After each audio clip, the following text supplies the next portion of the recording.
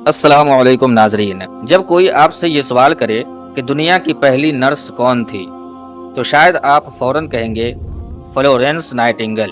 لیکن اگر یہی سوال آپ سے ایک مسلمان ہونے کے ناطے پوچھا جائے اور آپ کو یہ معلوم ہی نہ ہو کہ اسلام میں ہی ایک عظیم خاتون ایسی تھی جنہوں نے آج سے 1400 سال پہلے میڈیکل کی دنیا میں انقلاب برپا کر دیا تھا، تو یہ کتنی شرم کی بات ہوگی۔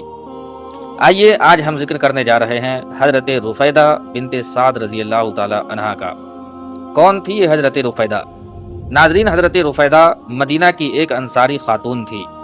ان کے والد اس وقت کے ایک ماہر ڈاکٹر تھے اور حضرت رفیدہ نے بھی گھر میں رہ کر میڈیکل کا علم سیکھا، لیکن انہوں نے صرف سیکھنے پر اکتفا نہیں کیا بلکہ علاج و معالجے کو اپنا مشن بنا لیا۔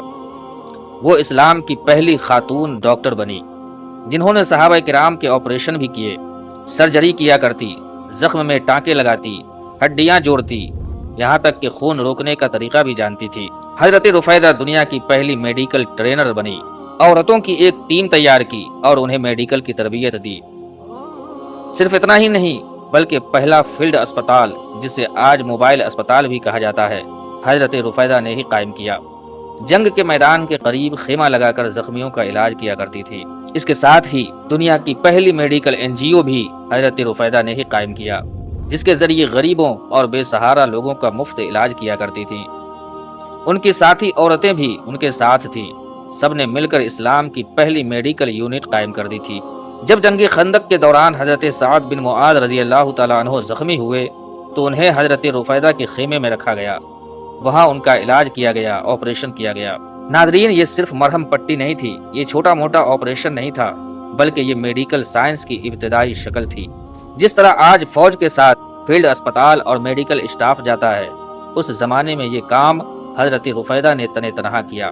ناظرین، آج کے دور سے اگر موازنہ کیا جائے تو غور کریں، آج اگر کوئی عورت میڈیکل کوچنگ کھولتی ہے، لیب چلاتی ہے یا کسی اسپتال میں سینئر سرجن بنتی ہے تو سارا سماج اسے سلام کرتا ہے، اس کی عزت کرتا ہے، اس کی واہ واہی ہوتی ہے۔ لیکن یاد رکھیے، حضرت رفیدہ نے یہ سب اس زمانے میں کیا جب دنیا عورتوں کو انسان تک نہیں سمجھتی تھی۔ ناظرین، یہاں آپ غور کرنے کی بات ہے کہ کیا آپ نے کبھی سنا کہ کوئی مسلم ڈاکٹر لڑکی کہتی ہو میں حضرت رفیدہ سے انسپائر ہوئی ہوں؟ کیا آپ نے کبھی ایسا کوئی مسلم اسپتال دیکھا جس کا نام رفیدہ میڈیکل سینٹر ہو؟ آج دنیا بھر میں فلورینس نائٹنگل کا چرچا ہے، اسکولوں، کالجوں، ڈاکیومنٹریز، یہاں تک کہ کرنسی پر بھی اس کا نام ہے۔ لیکن حضرت رفیدہ کو مسلمان خود بھی نہیں جانتے تو دنیا کیا جانے گی؟ آج اگر کوئی عالم، خطیب یا اسلامی اسکالر حضرت رفیدہ کا ذکر کرتے ہیں تو صرف ایک جملہ بولتے ہیں کہ رفیدہ زخموں پر مرہم رکھتی تھی۔ اللہ اکبر! اتنا بڑا کارنامہ انجام دینے والی عورت کا ذکر بس 2 جملوں میں سمیٹ دیا جاتا ہے۔ کیا یہی ہے ہمارے ہیروں کا تذکرہ؟ کیا یہی ہے اپنے کارناموں کو یاد رکھنے کا طریقہ؟ ہم نے اپنے ہی ہیروز کو بھلا دیا اور پھر شکایت کرتے ہیں کہ دنیا ہمیں کیوں نہیں جانتی۔ آج ضرورت ہے کہ رفیدہ میڈیکل شروع کیا جائے، مسلم لڑکیوں کو بتایا جائے کہ وہ بھی ڈاکٹر، سرجن، نرس، ٹرینر بن سکتی ہیں، کیونکہ اسلام نے انہیں رفیدہ جیسا رول ماڈل دیا ہے۔ مسلم میڈیکل کالج میں رفیدہ چیئر قائم ہو جہاں ان کے کارناموں پر تحقیق کیا جائے۔ مسجدوں، مدرسوں اور درگاہوں میں لڑکیوں کو حضرت رفیدہ کی کہانی سنائی جائے۔ آخری بات، ناظرین، سوچئے اور اٹھئے۔ اگر آپ اپنے ہی تاریخ کو بھول جائیں گے تو آپ کا مستقبل کوئی اور لکھے گا۔ حضرت رفیدہ کا نام صرف ایک میڈیکل ہیروئن کا نہیں بلکہ ایک بیدار امت کی شناخت تھا۔ آج ہر طرف مسلمان پریشان ہیں، صحت کے معاملے میں، عزت کے معاملے میں، ترقی کے معاملے میں، تو ہمیں صرف سوال نہیں، عمل کرنا ہوگا۔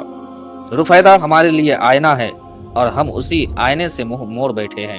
ناظرین، ہم سب کے لیے ضروری ہے کہ حضرت رفیدہ رضی اللہ تعالیٰ عنہا، جنہوں نے اتنا بڑا کارنامہ انجام دیا، ہم کوشش کریں کہ ان پر زیادہ سے زیادہ ویڈیوز بنائے جائیں، ان کی زندگی پر آرٹیکلز لکھے جائیں تاکہ ساری دنیا حضرت رفیدہ کو جان سکے۔ آپ کے لیے ابھی بس اتنا ضروری ہے کہ اس ویڈیو کو زیادہ سے زیادہ لوگوں تک شیئر کریں تاکہ لوگ جان سکیں کہ دنیا کی پہلی نرس حضرت رفیدہ رضی اللہ تعالیٰ عنہا ہے۔